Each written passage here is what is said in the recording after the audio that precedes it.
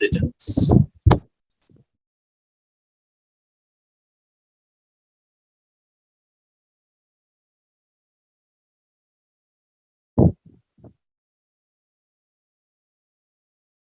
এখানে আমরা তো ইলেকট্রিক ডাইপোল নিয়ে যদি কেউ কোনো প্রবলেম ফেস করে থাকে বাসায় তাহলে বলতে পারে।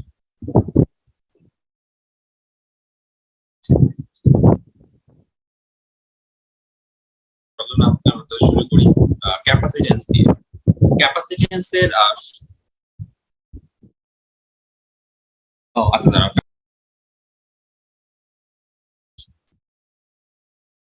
তো ক্যাপাসিটর হচ্ছে একটা অ্যারেঞ্জমেন্ট যেখানে দুইটা ইলেকট্রোডকে বলতে পারি বা দুইটা কন্ডাক্টরকে, মেটালিক পাত এখানে বলবো, দুইটা মেটালিক পাতকে আমরা প্যারালালে রাখবো এবং তাদের মাঝখানে রাখবো একটা নন কন্ডাক্টর।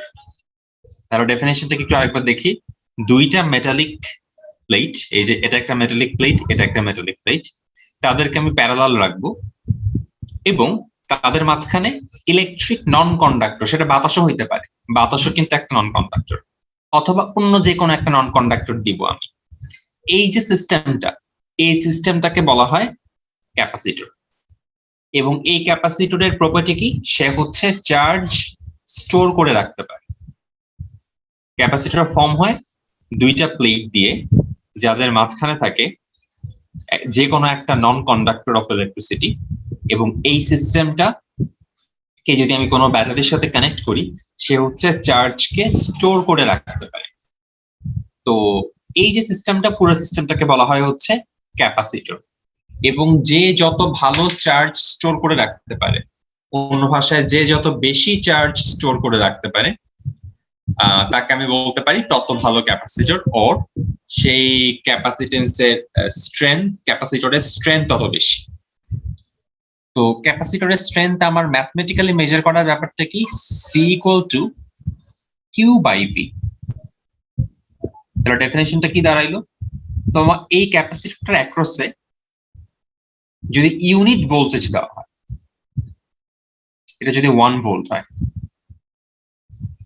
তাহলে সে যতটুকু চার্জ, যত কুলাম চার্জ স্টোর করতে পারে, সেটাকে বলা হয় তার ক্যাপাসিট্যান্স। ম্যাথমেটিক্যাল ডেফিনেশন হচ্ছে number of charge, amount of charge stored, তার মানে কিউ এর কথা বলা হচ্ছে, per unit voltage difference is called capacitance. So এটা আমরা নরমালি স্ট্রাকচার দেখবো এভাবে। আর বাস্তবে তোমরা যখন যদি ইঞ্জিনিয়ারিং নিয়ে পড়াশোনা করলে মাঝে মাঝে দেখবা সার্কিট বিল্ড আপ করার সময় ক্যাপাসিটর ইউজ করতে হয়, লাগাইতে হয় সার্কিটের মধ্যে, তখন সেগুলো দেখতে হয় এরকম আর কি। যাই এটা তোমাদের পরীক্ষাতে এগুলো দেখবা না, পরীক্ষাতে ইদার এই স্ট্রাকচার অথবা এই স্ট্রাকচারই দেখবা। আচ্ছা, এবার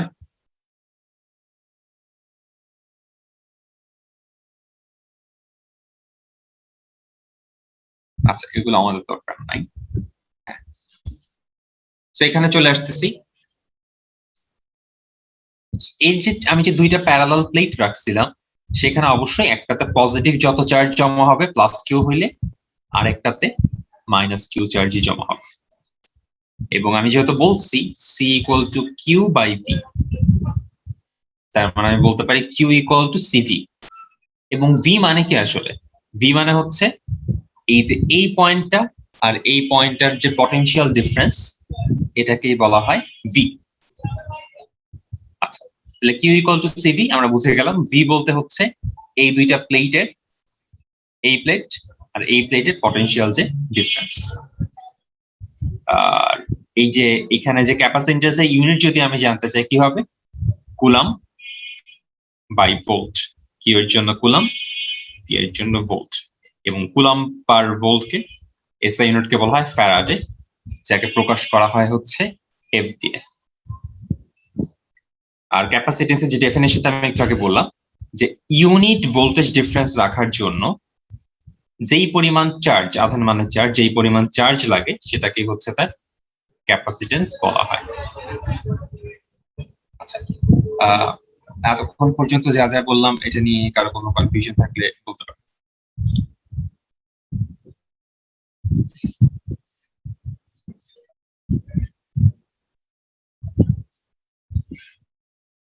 জি ভাইয়া বুঝছি। বুঝছি ভাইয়া। এবার আমরা আসতেছি হচ্ছে ক্যাপাসিটরের ক্লাসিফিকেশন। ক্যাপাসিটর কি কি টাইপের হইতে পারে? একটা হচ্ছে প্যারালাল প্লেট ক্যাপাসিটর হইতে পারে, তার মানে দুইটা আমরা যেটা এতক্ষণ দেখতেছিলাম এটা হইতে পারে। তবে আরেক প্রকারেও ক্যাপাসিটরকে বিল্ড আপ করা যায়।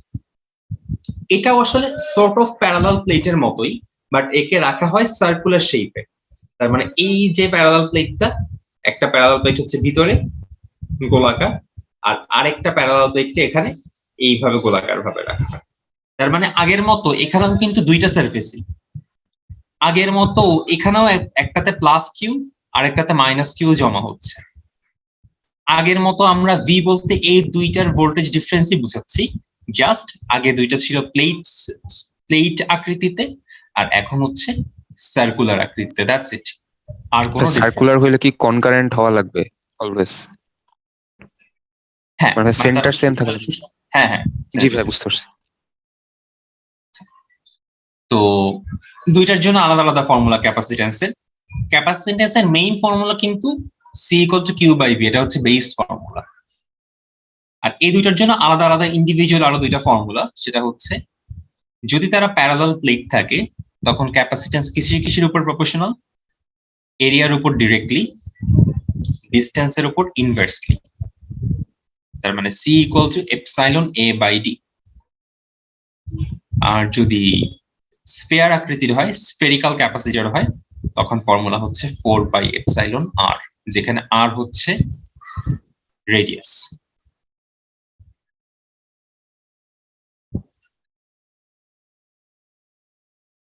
হ্যাঁ, এই সারফেসটার এরিয়া। হ্যাঁ, আর তারা যে সারফেসটা মুখোমুখি, এই যে এদিকে মুখোমুখি না, তারা এই প্লেটটার এরিয়া কত, এটা তাদের মধ্যকার জায়গার এরিয়া। এই প্রত্যেকটা প্লেটের ইন্ডিভিজুয়াল এরিয়া কত, এবং ইন্ডিভিজুয়াল এরিয়া গুলো যেহেতু সেমই হবে, আমি এখানে এ দিয়ে তাকে এক্সপ্রেস করছি।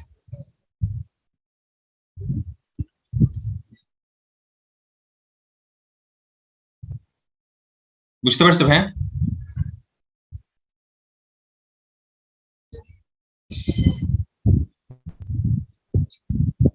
এবার আমরা আসতেছি হচ্ছে ক্যাপাসিটরের, তো আমরা চার্জ কতটুকু স্টোর করতে পারি এটা নিয়ে ম্যাথ করছি। এখন আসতেছি ক্যাপাসিটর কতটুকু এনার্জি স্টোর করতে পারে এটা নিয়ে ম্যাথ দেখতেছি। তো আমরা তো আগে দেখছিলাম যে V equal to W by Q, যেটাকে আমরা বলতে পারি W equal to V Q, বা W equal to del V into Q. তো এটাকে ইন্টিগ্রেট করছে, ইন্টিগ্রেট করে এই ফর্মুলাটা পাইছে। আমি ইন্টিগ্রেশনের ডিটেলসে যাচ্ছি না, ইন্টিগ্রেট করে হাফ সিভি স্কয়ার পাইছে। সো এই একটা থেকে আরেকটাকে আবার ডিরাইভ করা যায় কিভাবে? তুমি জাস্ট একটা মনে রাখবা, তুমি জাস্ট মনে রাখবা সাপোজ হাফ সিভি স্কয়ারকে তুমি মনে রাখলা, হ্যাঁ, ডাব্লিউ ডাব্লিউ লিখবো না, ইউ লিখবো। কেন ইউ লিখবো একটু বলতেছি একটু পরে। Half CV square. তো সি কে আমি কি লিখতে পারি? কিউ বাই ভি, তার মানে হাফ কিউ ভি। এটা চলে আসতেছে এই ফর্মুলাটা। আবার এই সি ভি স্কয়ার কে তুমি লিখলে এভাবে, হাফ সি, ভি কে কি লেখা যায়? কিউ বাই সি লেখা যায় না? সেখান থেকে half Q square by C, যেটা হচ্ছে এই ফর্মুলাটা।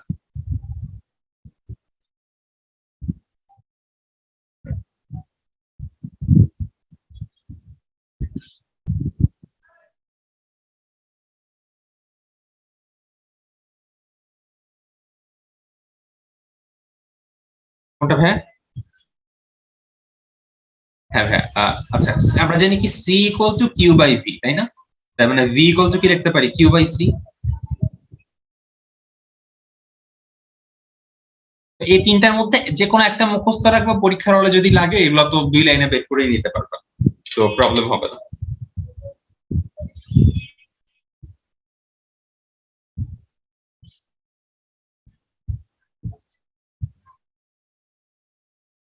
আচ্ছা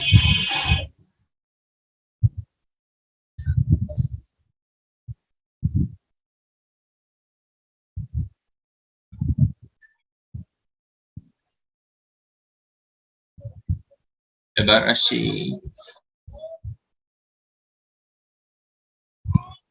কিছু কি বলা আছে না, ঠিক আছে। এবার আমরা ক্রিয়েটিভ ইয়ার জন্য ভালো জায়গায় আচ্ছা আমরা এই চ্যাপ্টারের শুরুতে কিছু কথা বলছিলাম ডাইইলেকট্রিক নিয়ে, একটু আরেকবার একটু রিভিউ করি যেহেতু বেশ কিছুদিন হয়ে গেছে। এটাকে কে দিয়ে লেখা হয়, বা এটাকে বলা হয় ডাইইলেকট্রিক কনস্ট্যান্ট। এটা হচ্ছে ডাইইলেকট্রিক কনস্ট্যান্ট, বাংলাতে ডাইইলেকট্রিক ধ্রুবক। এটা একটু মাথায় রেখো। এপসাইলন নটের ভ্যালু তো তুমি জানোই, তো ডাইইলেকট্রিক কনস্ট্যান্ট যদি জানো সেটা দিয়ে এপসাইলন বের করে নিতে পারবা।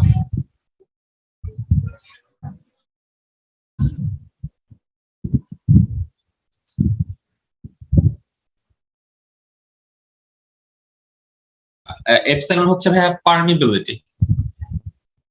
Permeability of the medium.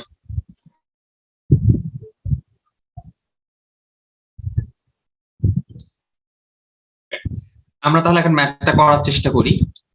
আচ্ছা তোমাদের পড়তে দেই, আগে আমি একটু ট্রান্সলেট করে দিই। একটা প্যারালাল প্লেট ক্যাপাসিট্যান্স, তার মানে আমরা যে দুইটা টাইপ করতেছিলাম না, একটা প্যারালাল প্লেট আর একটা হচ্ছে স্ফিয়ার। তো এখানে বলে দিল এটা হচ্ছে প্যারালাল প্লেট ক্যাপাসিট্যান্স, তার এরিয়াটা বলে দেওয়া এখানে,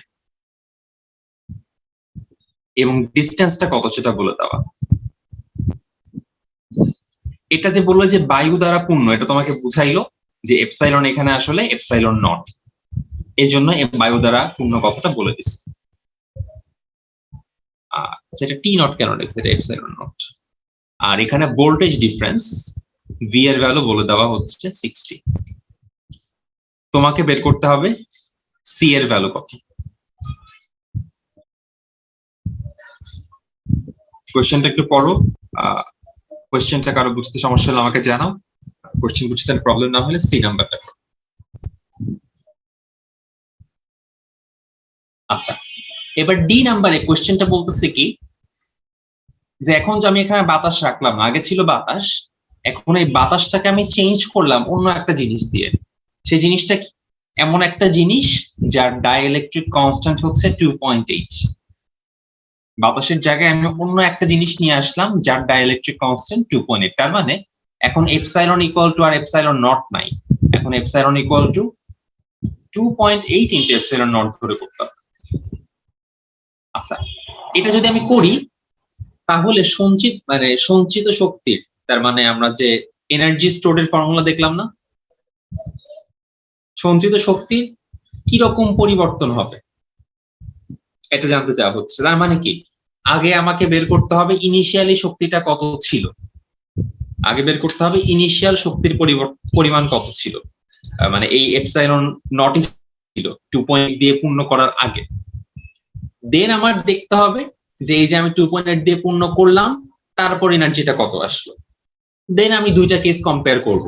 কম্পেয়ার আমি যেভাবে ইচ্ছা করতে পারি, আমি বিয়োগ করে দেখাইতে পারি, আমি ভাগ করে দেখাইতে পারি, যেহেতু স্পেসিফিক্যালি কিছু বলে নাই, বাট আমার দুইটা কেস আলাদা আলাদা ভাবে বের করে দেখাইতে হবে। দেখাই এই প্রসেসটা আসলে ক্রিয়েটিভে তোমরা করবা না অবশ্যই, এমসিকিউ এর জন্য। জাস্ট এমসিকিউ আসলে কিছু করতে হবে না, এটা কেন হচ্ছে আমি জাস্ট দেখাচ্ছি। Half C prime V square, এটা u1 u1 c1 আর u2 হচ্ছে হাফ c2 v স্কয়ার। তার মানে বেসিক্যালি u2 বা u1 ইকুয়াল টু হচ্ছে c2 by c1। R c2 R c1 এর মধ্যে আসলে পার্থক্য কার, a আর d তো চেঞ্জ হয় না, শুধু এপসাইলনেরই পার্থক্য। তার মানে c2 বাই c1 মানে আসলে just epsilon by epsilon naught, which is 2.8। তার মানে তাদের স্টোর এনার্জি রেশিও অবশ্যই 2.8 হবে। সো এমসিকিউ তে আসলে তোমরা চোখ বন্ধ করে ডাইইলেকট্রিক কনস্ট্যান্টের ভ্যালু যত, যদি এরকম কোনো কোয়েশ্চেন আসে যে স্টোরড এনার্জি কত গুণ হবে, আগের কত গুণ হবে, তাহলে চোখ বন্ধ করে ডাইইলেকট্রিক কনস্ট্যান্টের ভ্যালু যত তত গুণই হবে, শেষ। আর যদি ক্রিয়েটিভে আসে তাহলে তোমরা এখন যেভাবে করছো যে ইন্ডিভিজুয়ালি আগেরটার এনার্জি বের করবা, দেন ইন্ডিভিজুয়ালি পরের ইউ2 বের করবা ফর্মুলা দিয়ে, দেন দুইটা ভাগ করে দেখাবো যে 2.8 আসছে। কি বলছি এটা কি ক্লিয়ার ভাই? জি ভাইয়া।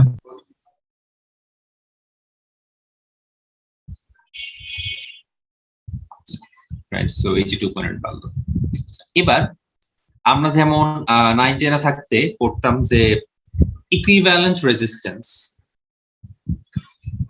ইকুইভ্যালেন্ট রেজিস্ট্যান্স বলতে আমরা কি বলতাম, যে ধরো দুইটা রেজিস্ট্যান্স যদি সিরিজে থাকে, এটা মনে করো 2 ওহম আর 5 ওহম সিরিজে থাকলে আমরা বলতাম তাদের ইকুইভ্যালেন্ট রেজিস্ট্যান্স হচ্ছে 7 ওহম, ওর প্যারালাল থাকলে 2 ইনভার্স 5 ইনভার্স। এটা তো আমরা করে আসছি তাই না রেজিস্ট্যান্সের কেসে।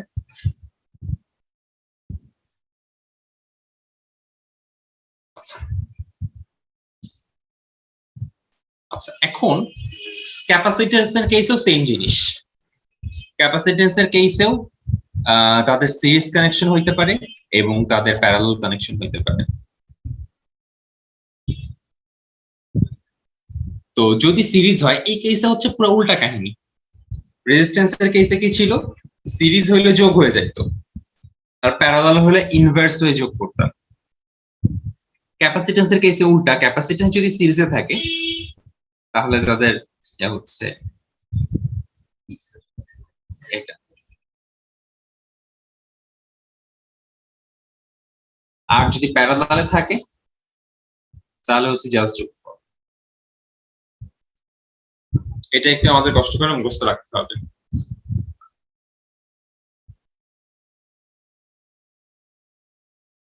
হ্যাঁ, রেজিস্ট্যান্সের সিরিজে কি করতাম আমরা, আর এস ইকুয়াল টু কি ছিল, সব যোগ করে দিতাম না। এখানে ক্যাপাসিট্যান্সে তার উল্টাটা, এই যে এইখানে যে ক্যাপাসিট্যান্স সবগুলো দেখতে পাচ্ছি যে সিরিজে আছে, 1 2 3 4 5, এই সবগুলো হচ্ছে সিরিজে থাকলে তাদের ইকুইভ্যালেন্ট, মানে এই চারটাকে যে আমি যে কোনো একটা ক্যাপাসিট্যান্স দিয়ে রিপ্লেস করব, সেটার ক্যাপাসিট্যান্স কত হবে, C1 inverse, C2 inverse, C3 inverse, এরকম ইনভার্স গুলা, তারপর আবার ইনভার্স। রেজিস্ট্যান্স তো আমরা এই কেসটা প্যারালালের জন্য করতাম তাই না, তো এটা উল্টা আর কি এটাই। আর এখানে প্যারালালে থাকলে জাস্ট যোগ হয়ে যাবে।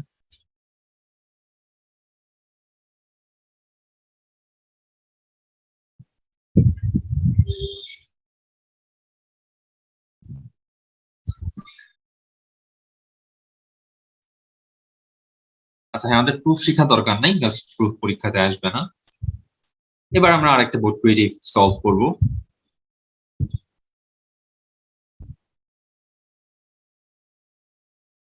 এই বললো যে এই সার্কিটে স্টোরড এনার্জি আমাকে বের করতে হবে।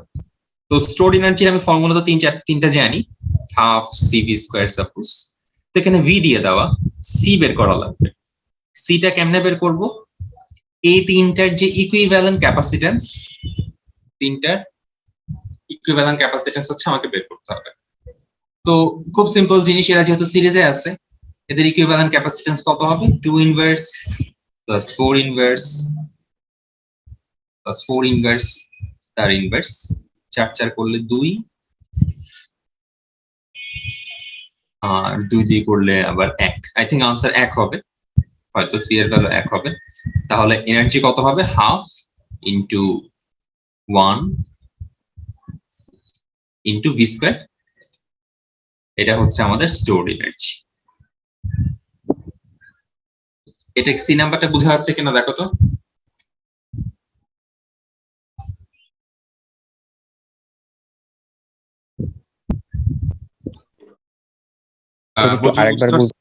আমরা যে স্টোর এনার্জি বলি সেটার ফর্মুলা কি জানি, হাফ সিভি স্কোয়ার। হ্যাঁ, তো এখানে ভি তো আমরা যে ভি তো দেখাই যাচ্ছে 12, বসায় দিলাম 12। আর সি এর মান এখন কি করব, এগুলার ইকুইভ্যালেন্ট ক্যাপাসিট্যান্স বসাবো না। জি ভাই। তো ইকুইভ্যালেন্টটা যেহেতু সিরিজগুলোর ইকুইভ্যালেন্ট আমরা এভাবে বের করি। জি ভাই। তো সেটা করে হচ্ছে আমাদের এই আনসারটা আসলে। জি ভাই, বুঝতে পারছি। নাম্বারটাতে কি করা যায় তোমরা একটু আমাকে দেখে বলো তো। আচ্ছা, কোয়েশ্চেনটা আমি একটু ট্রান্সলেট করি। ডি নাম্বারে জিজ্ঞাসা করতেছে আমি যদি এখানে স্টোরড এনার্জি বাড়াইতে চাই, স্টোরড এনার্জি বাড়াইতে চাই, তাহলে এইটাকে আমি কিভাবে রিঅ্যারেঞ্জ করতে পারি। তোমরা মনে হয় 9 10 এরকম টাইপের ম্যাথ করে আসছো যে কিভাবে কারেন্ট বাড়ানোর জন্য কিভাবে রেজিস্ট্যান্সটাকে রিঅ্যারেঞ্জ করা যায়, এরকম ম্যাথ কি করছিল আগে 9 10 এ? জি ভাইয়া। তো এটা হচ্ছে সর্ট অফ সেম টাইপের একটা ম্যাথ, যে আমি এখানে এনার্জি বাড়াতে চাচ্ছি। তো এনার্জি বাড়ানোর জন্য আমি এই সার্কিটে এলিমেন্ট কিন্তু এগুলাই 2 মাইক্রোফ্যারাড, 4 মাইক্রোফ্যারাড, 4 মাইক্রোফ্যারাড, এই তিনটাই আছে আমার কাছে। এই তিনটাকে আমি কিভাবে রিঅ্যারেঞ্জ করতে পারি ম্যাক্সিমাম অ্যামাউন্ট অফ এনার্জি পাওয়ার জন্য, এটা হচ্ছে আমাদের কোশ্চেনটা।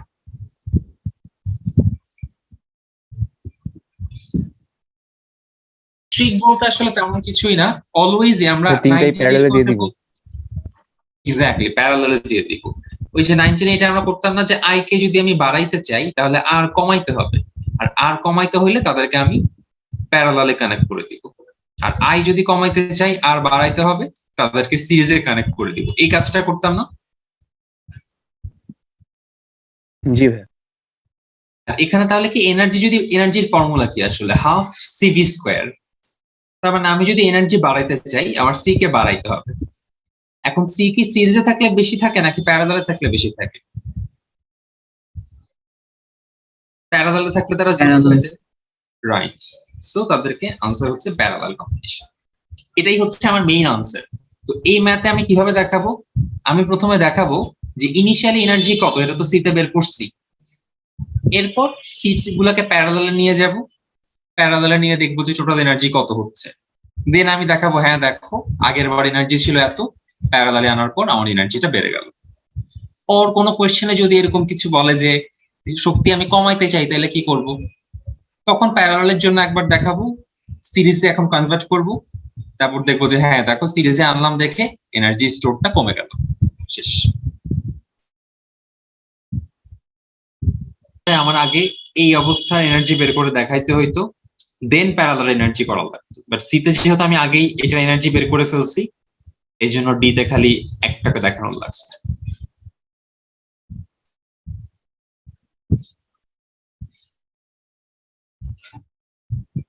ক্যাপাসিট্যান্স দিয়ে আমাদের মূলত মোটামুটি আচ্ছা হ্যাঁ আগে দুইটা কিছু ম্যাথ সলভ করি। আচ্ছা এইটা ক্রিয়েটিভটা একটু ক্রিয়েটিভ না, এটা জাস্ট একটা ম্যাথ, তোমরা একটু চেষ্টা করে দেখো পারা যায় কিনা। ট্রান্সলেট করে দেই। দুইটা ক্যাপাসিটরকে যদি প্যারালালে কানেক্ট করা হয় তখন তাদের ইকুইভ্যালেন্ট ক্যাপাসিট্যান্স হচ্ছে 9, আর যদি তাদেরকে সিরিজে কানেক্ট করা হয়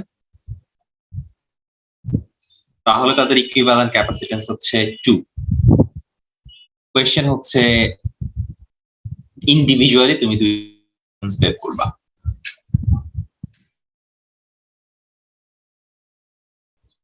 এইটা অ্যান্সার কি 3 আর 6 আসবে? 3 আর 6 আসবে। মানে ক্যালকুলেশনে মিলতেছিল না, তাই মানে নরমালি 3 এর সাথে 6 সোজা করে যোগ করলে 9 আর উল্টা করে যোগ করলে। আর রিভার্স প্রসেসে করছো তাই তো? জি ভাই।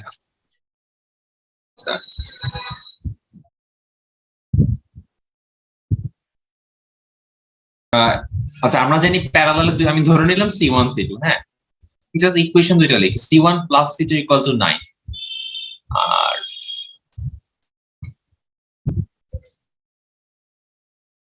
দেখো তো এটা বোঝা যাচ্ছে কিনা।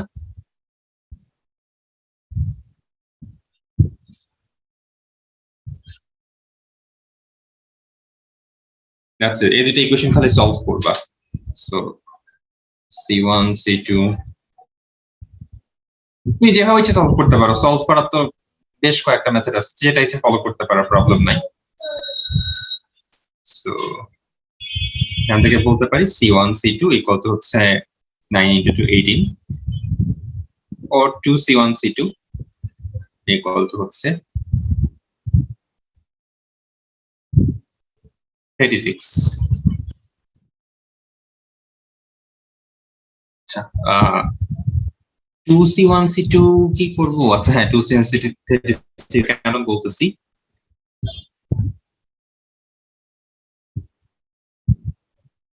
C1 হ্যাঁ এখানে আসলে কাহিনী করার দরকার নেই, C1 C2 থাক। সো আমি এভাবে লিখতে পারি যে C1 ইকুয়াল টু হচ্ছে 18/C2, so 18/C2 plus C2 equal to 9, or 18 plus C2 square equal to 9C2, C2 square minus 9C2 plus 18 equal to 0 318 c2 square minus 3c2 minus 6c2 plus 18 equal to 0 so c2 এর দুইটা value আসবে একটা আসবে 6 আর একটা আসবে 3 তো c2 এর value 6 ধরলে c1 এর ভ্যালু আসবে 3 আর c2 এর ভ্যালু 3 ধরলে c1 এর ভ্যালু আসবে 6 সো আমাদের आंसर হচ্ছে 3 আর 6 আচ্ছা আচ্ছা সিরিজের প্যারালাল এগুলো তো আমরা বুঝছি আচ্ছা এবার আরেকটা জিনিস আমরা যখন রেজিস্ট্যান্সের ক্যালকুলেশন যখন করতাম তখন একটা কথা বলতাম যে সিরিজে অলওয়েজ কারেন্ট কনস্ট্যান্ট থাকে প্যারালালে অলওয়েজ ভোল্টেজ কনস্ট্যান্ট থাকে এরকম একটা কথা তো মনে হয় জানতো তাই না সিরিজে অলওয়েজ কারেন্ট কনস্ট্যান্ট প্যারালালে অলওয়েজ ভোল্টেজ কনস্ট্যান্ট আচ্ছা ঠিক আছে না জানলে সমস্যা নেই তো এইখানে যখন দুইটা ক্যাপাসিটর সিরিজে থাকবে তাদের মধ্য দিয়ে কি সেম কারেন্ট ফ্লো হবে না এবং সেম কারেন্ট ফ্লো হওয়া মানে কি তাদের মধ্য দিয়ে সেম চার্জ ফ্লো হবে না তারা যদি সিরিজে থাকে এখানে যত চার্জ এখানে তো এক্স্যাক্টলি ততটুকু চার্জই ফ্লো হয়ে থাকবে তাই না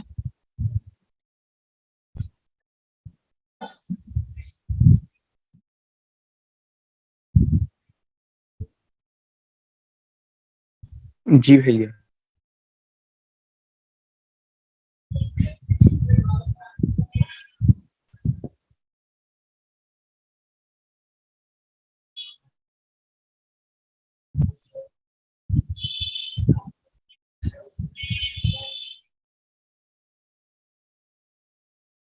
তো এখানেও সেম ব্যাপার আমরা জানি C equal to Q by V so Q equal to কি সিভি সো দুইটা ক্যাপাসিটর যদি সিরিজে থাকে তাহলে আমি কি বলতে পারি এইখানে যে চার্জটা ফ্লো হবে তার মানে C1 V1 ইকুয়াল টু এখানে যত ফ্লো হবে C2 V2 এরকম যত ক্যাপাসিটর থাকবে সিরিজে সবগুলাই হচ্ছে এরকম করে এবং আলটিমেটলি সবগুলো কিসের ইকুয়াল হবে CS দিয়ে এখানে বোঝাচ্ছে সিরিজ ইকুইভ্যালেন্ট তার মানে সবগুলো যে সিরিজে থাকবে যেটা সিরিজ ইকুইভ্যালেন্ট CS বোঝাচ্ছে আর V দিয়ে বোঝানো হচ্ছে এই টোটাল ভোল্টেজটা মানে প্রত্যেকটার মধ্য দিয়ে যত ভোল্টেজ ড্রপ হবে V1 V2 V3 সবগুলোর যে সামেশন অথবা এইখানে যে ভোল্টেজটা থাকবে সোর্স সেটার হচ্ছে এই V তার মানে এই Vটা হচ্ছে সোর্সের ভোল্টেজ এই CS টা হচ্ছে সবগুলার ইকুইভ্যালেন্ট ক্যাপাসিট্যান্স আর এগুলো হচ্ছে ইন্ডিভিজুয়াল এই প্রত্যেকটা টার্মই ইকুয়াল হবে এবং ইকুয়াল টু কিউ হবে এটা কি ক্লিয়ার কিনা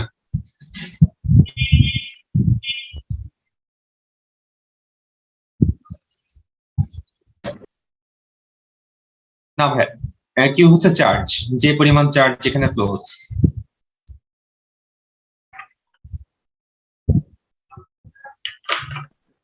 চার্জ আর কারেন্ট কি সেম চার্জ আর কারেন্ট আসলে সেম না আই এর ডেফিনেশনটা দেওয়া হয় কিউ বাই টি দিয়ে তো টি যদি সেম ধরে নাও তাহলে সেম থাকে টি যদি 1 ধরে নাও তাহলে এটাকে অ্যাম্পিয়ার দিয়ে প্রকাশ করা হয় আর চার্জকে তো কুলম দিয়ে প্রকাশ করা হয় সো কারেন্টের ডেফিনেশনটা দেওয়া হয় কুলম পার ইউনিট টাইম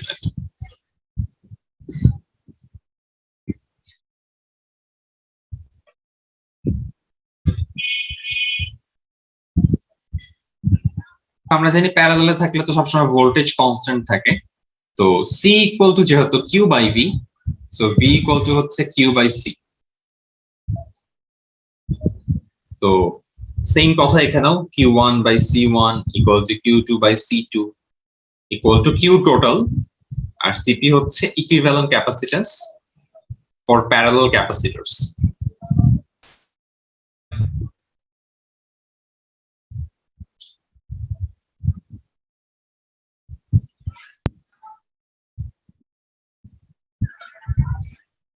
এটা নিয়ে কার কোনো কনফিউশন আছে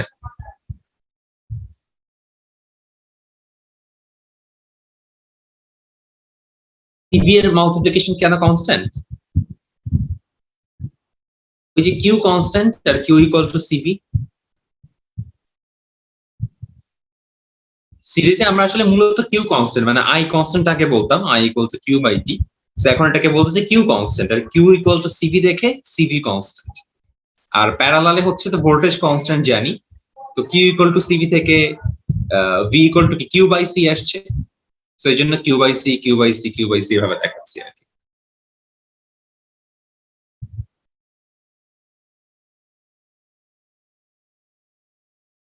আচ্ছা,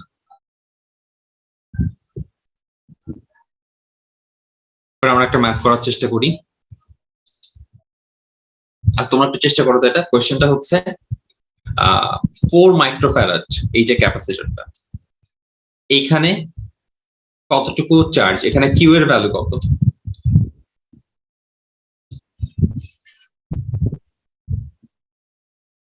C2 এর সাথে মাল্টিপ্লাই করতে তো V2, বাট তুমি তো V2 জানো না। এই ফর্মুলাটার দিকে দেখো। আসলে এখানে যেটা করা যায়, তো তুমি CS বের করবা, V বের করবা, তাহলে ম্যাথটা হয়ে যায়। যেহেতু C2 এর যে এই কিউটা যেহেতু এটা যেহেতু সিরিজ, তার মানে কিউটা কনস্ট্যান্ট। তুমি এটা বের করো, এটা যে কথা এটা তো একই কথা। সো এটা যেহেতু বের করতে পারতেছো না, এটা বের করে পাবো।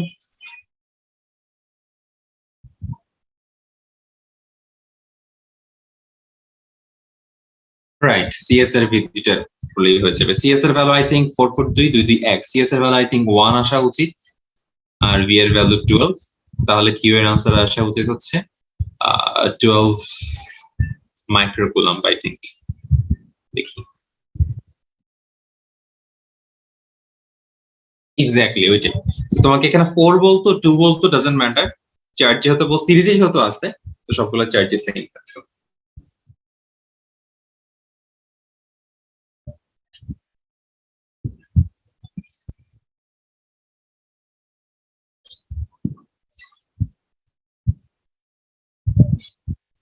এবার ডি নাম্বারটা একটু ট্রাই করে দেখো তোমরা।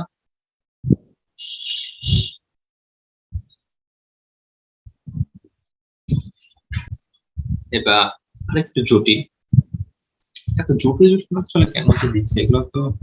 আচ্ছা ঠিক আছে, এটা একটা আসলে যেটা করে যাই আমরা। কোশ্চেনটা হচ্ছে প্রত্যেকটা, এখানে বেশ কিছু ক্যাপাসিটর আছে, প্রত্যেকটাতে কিউ কত, Q1 Q2 Q3 ইন্ডিভিজুয়ালি বের করবা, এবং প্রত্যেকটার ভোল্টেজ ডিফারেন্স বের করবা। তার মানে এখানে V1 এর ভ্যালু কত, আর এখানে আলাদাভাবে V2 আর V3 দেয় নাই কেন? বিকজ এই দুইটা যেহেতু প্যারালালে, 2 আর 3 যেহেতু প্যারালালে, সো V2 আর V3 এর মান সমান। That's individually R V2 V3 দেয় নাই, শুধু V2 দিছে। তো তোমরা বের করতে চাও, বের করো Q1 Q2 Q3 এন্ড বের করবা V1 V2 V3, যদিও এই দুইটা সমান। এই হচ্ছে এখানে কাজ। তোমরা একটু চেষ্টা করো 2-1 মিনিট, দেন না হলে আমি বলতেছি।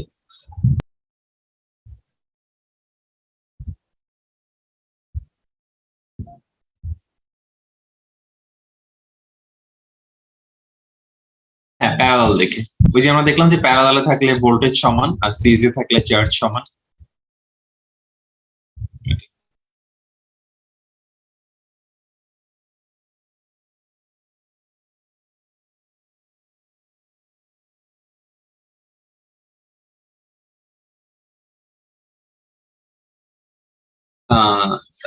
দেখি,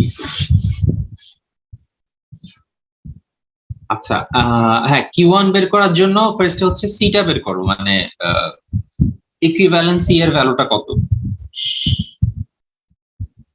তার মানে C1 বের করার জন্য তোমাকে আগে ফুল সার্কিটটার ক্যাপাসিট্যান্স কত সেটা বের করে নিতে হবে। ফুল সার্কিটের ক্যাপাসিট্যান্স আই গেস আসবে 2 আর 1 প্যারালাল, ওয়েট 2 আর 1 যোগ করলে 3, 3 প্যারালাল করলে 1.5। আচ্ছা, ফুল সার্কিটের ক্যাপাসিট্যান্স কত? 1.5 আসছে না? আচ্ছা, তাহলে এই Q1 এর ভ্যালু কত হবে? C ইন্টু V, তার মানে এই 1.5 ইন্টু 120। এটা কেন হইলো? ওই যে C1 V1 equal to C2 V2 equal to CS into V। তো তুমি যেহেতু ইন্ডিভিজুয়ালি C1 V1 করতে পারতেছো না, তুমি এখানে লাস্টের যেটা CS ইন্টু V টা মাল্টিপ্লাই করে দিবা। তার মানে 120 আর 1.5 180 আসার কথা মনে হয়, এরকম টাইপ কিছু।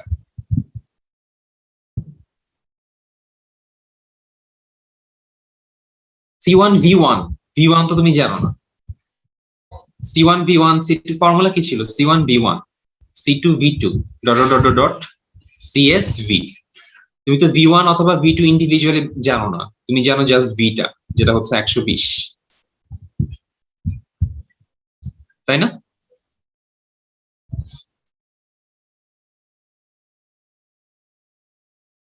ও আচ্ছা, ওইটা তো প্যারালালের জন্য।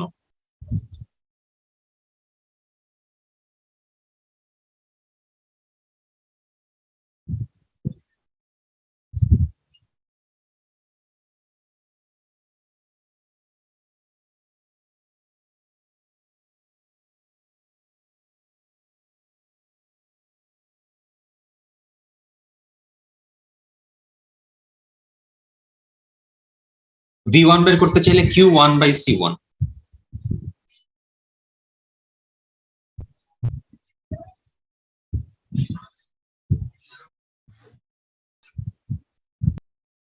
ঠিক আছে,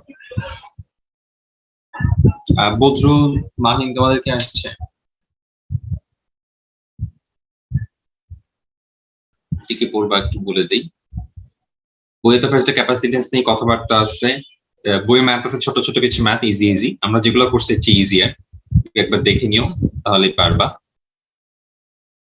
এগুলো একবার করে দেখে নিও। জেনে দেখাতে চাইলাম, হ্যাঁ এগুলো সব যেগুলো এনার্জি বের করে না, আমরা যে ফর্মুলা শিখছি এর বাইরে আর কোনো ফর্মুলা নাই, সো ফুলি আর প্রবলেম হবে না। ব্যবহার আসলে খুব একটা দেখার দরকার নেই, বোর্ড ক্রিয়েটিভে ইউজুয়ালি ব্যবহার খুব একটা আসে না। ঠিক আছে, তো আমরা ক্যাপাসিটেন্স শেষ করে ফেললাম, আমাদের অল্প কিছুই বাকি আছে এই চ্যাপ্টারে। আমরা এখন ঢুকবো হচ্ছে, আচ্ছা গাউসের লতে ঢুকার আগে আমাদের কিছু বেসিক জিনিস সম্বন্ধে আইডিয়া থাকা লাগবে, সেগুলো নিয়ে একটু কথা বলি। আচ্ছা, ক্যাপাসিটারস টপিক নিয়ে কারো কি কোনো কনফিউশন আছে, কোনো ফর্মুলা, কোনো ম্যাথ, কোনো টাইপ নিয়ে?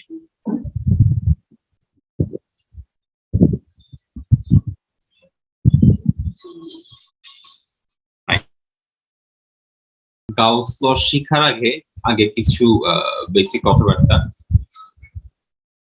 চার্জ ডেনসিটি কাকে বলে? খুবই সিম্পল কথা, পার ইউনিট এরিয়াতে যতটুকু চার্জ থাকে এটাকেই চার্জ ডেনসিটি বলে। পার ইউনিট এরিয়াতে যতটুকু চার্জ থাকে সেটাকে চার্জ ডেনসিটি বলে। সিগমা, এটাকে সিগমা দিয়ে প্রকাশ করা হয়, সিগমা ইকুয়াল টু Q/A। আচ্ছা, এখন আমরা জানি যে এই ফর্মুলাটা, যেটাতে আমরা লাস্ট 2 ক্লাস আগে পড়ছিলাম, E ইকুয়াল টু এই ফর্মুলাটা। এখন দুইটার মধ্যে কি কম্পেয়ার করি, তো এখান থেকে আমি কি লিখতে পারি? সিগমা ইকুয়াল টু Q/A কে লিখতে পারি 4πr², যেহেতু আমি জানি স্ফিয়ারের এরিয়া হচ্ছে এত, আর Q কে লিখতে পারি 4πr² সিগমা। এটা আসলো সিগমার ফর্মুলা থেকে। এখন এই কিউটাকে আমি রিপ্লেস করলাম এই ভ্যালু দিয়ে, তো 4π কাটাকাটি চলে গেল, r² কাটাকাটি চলে গেল, থেকে গেল E ইকুয়াল টু সিগমা/এপসাইলন। তোমরা পুরোটা একটু একবার দেখো, যদি না বুঝো দেন আমি হোয়াইট বোর্ডে দেখা দিচ্ছি, দেখা হইলে আমাকে একটু বলো। এবার এরিয়া হচ্ছে আসলে একটা ভেক্টর টার্ম, এবং এরিয়ার ভ্যালু তো আমরা জানি যে আমি যদি এই ভেক্টরের ম্যাগনিটিউড জানতে চাই, ম্যাগনিটিউডটা হচ্ছে লেন্থ ইনটু ব্রেডথ, এটা তো আমরা জানি, area equal to length into breadth. তো এটা কিন্তু আসলে একটা স্কেলার না, এটা একটা ভেক্টর, এবং তার ডিরেকশনটা কোন বরাবর? ডিরেকশনটা হচ্ছে ওই প্লেনের সাথে পারপেন্ডিকুলার বরাবর। তার মানে কি, তুমি যদি এক্স আর ওয়াই সারফেসে একটা প্লেন রাখো, তার মানে আমি আঁকি, এটা এক্স, এটা ওয়াই, হ্যাঁ, তো তুমি এক্স আর ওয়াই এর মধ্যে একটা বক্স রাখলা, তাহলে এই যে বক্সটা, এটা তো একটা এরিয়া সারফেস, এইটার যে এরিয়ার ডিরেকশন, এটার এরিয়ার ভ্যালু তুমি বের করতে পারবা, বাট এটার এরিয়ার যে ডিরেকশন সেটা কোন এক্সিস বরাবর হবে? জেড এক্সিস বরাবর। তার মানে perpendicular to both X and Y. তুমি যেখানেই সারফেস বানাও না কেন, যেখানেই এরিয়া ক্রিয়েট করো, অলওয়েজই সেই এরিয়া ভেক্টরের দিক হচ্ছে তাদের থেকে পারপেন্ডিকুলার। এটা ক্লিয়ার কিনা আমাকে একটু দেখে কনফার্ম করো। মেরে দিয়ে দিলে তো।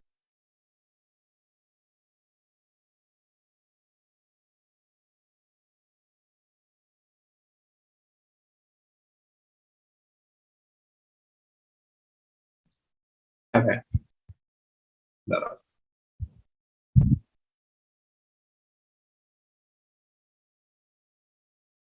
সাপোজ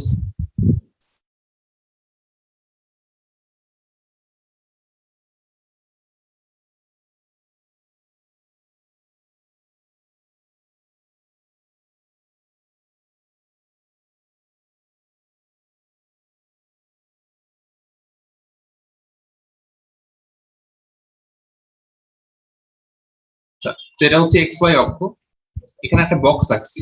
ধরো তোমার টেবিলটাই হচ্ছে এক্স ওয়াই প্লেন, হ্যাঁ, লেন্থটা হচ্ছে এক্স আর ব্রেডটা হচ্ছে ওয়াই। সো তুমি তো ইজিলি এরিয়ার ভ্যালু বের করে ফেলতে পারবা, তাই না? আমি ধরে নিলাম তোমার টেবিলটা রেক্টেঙ্গুলার, তাহলে লেন্থ আর ব্রেথ মাল্টিপ্লাই করে এরিয়া ভেক্টরটার ভ্যালু বের করে ফেলতে পারবা না?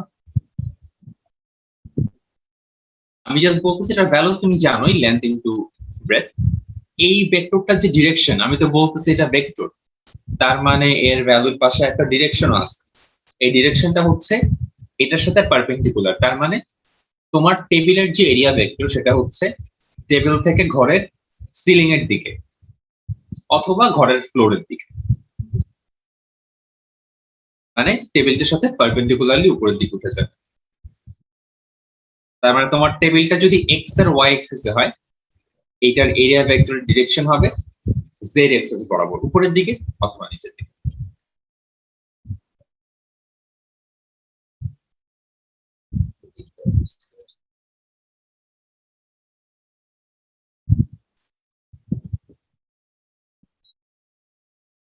বদরুল কি বুঝছো ভাইয়া? বুঝছি ভাইয়া। মাহিন? জি ভাইয়া বুঝছি।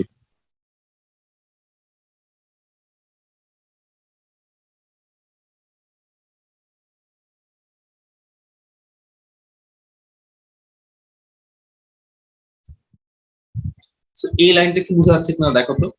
কোন একটা জিনিস যদি কোন একটা প্লেনের সাথে 20 ডিগ্রি অ্যাঙ্গেল ক্রিয়েট করে, তাহলে এরিয়া ভেক্টরের সাথে এত ডিগ্রি অ্যাঙ্গেল ক্রিয়েট করবে। এটা কি বোঝা যাচ্ছে দেখো তো?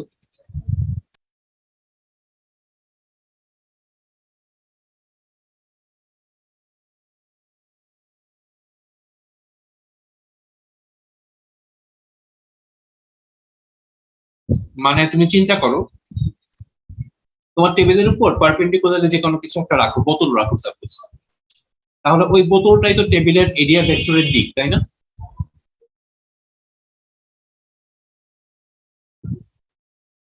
এখন তোমার হাতকে যদি টেবিলের প্লেনটার সাথে 10 ডিগ্রিতে রাখো, তাহলে বোতলের সাথে কি এটা 80 ডিগ্রিতে থাকবে না? সেটাই করছে। প্লেনের সাথে 20 ডিগ্রি হইলে এরিয়া ভেক্টরের সাথে 70 ডিগ্রি।